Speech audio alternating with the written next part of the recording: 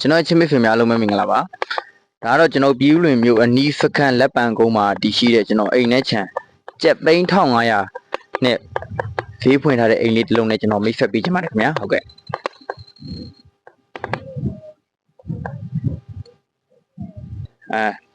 ပီကတော့မျက်နှာစာ60ပုံပြီးဒီဘက်တစ်ဖက်ကတော့90ပုံပြီးဒီဘက်တစ်ဖက်ကတော့ကျွန်တော်ပီ40ဖြစ်ပါတယ်ခင်ဗျရေမီဖုံအိမ်လေးပေါ့အိမ်ကတော့ကျွန်တော်တို့ဝယ်မယ်ဆိုရင်တော့ရွှာနီကွိုင်းကြီးလေးတော့ပြန်လောက်ရမှာဖြစ်ပါတယ်ဒီဘက်မှာလည်းမြေပူရှိပါတယ်ဟုတ်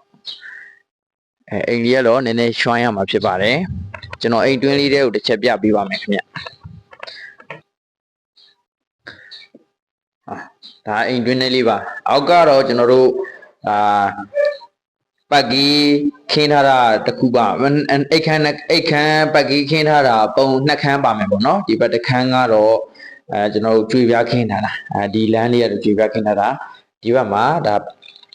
ဒီမှာဒီအိတ်ခမ်းလေးကပတ်ကြီးခင်းထားတာတစ်ခမ်းဒီဘက်မှာတစ်ခမ်းနှစ်ခမ်းပါပါမယ်ဒီမှာတော့အိတ်ခမ်းကမာစတာဘက်ရုံလေးတစ်ခမ်းပါပါမယ်စုပေါင်းအိတ်ခမ်းက3ခမ်းပါပါမယ်ဟုတ်ဒါဒီပါမာစတာဘက်ရုံခန်းလေးပါဒီဘက်မှာတော့မီးကိုခန်း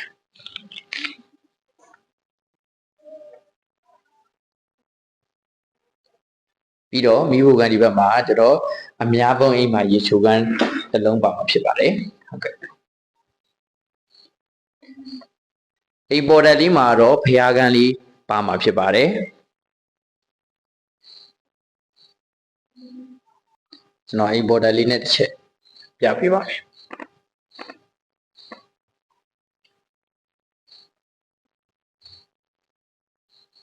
ဒါအိမ်ပေါ်တက်လေးပါအိမ်ပေါ်တက်မှာဒီဘက်မှာဝရဏာလေးပါအောင်မှာဖြစ်ပါတယ်ဝရဏာလေးပါသူ့ရဲ့ဘေးပတ်ဝန်းကျင်မှာ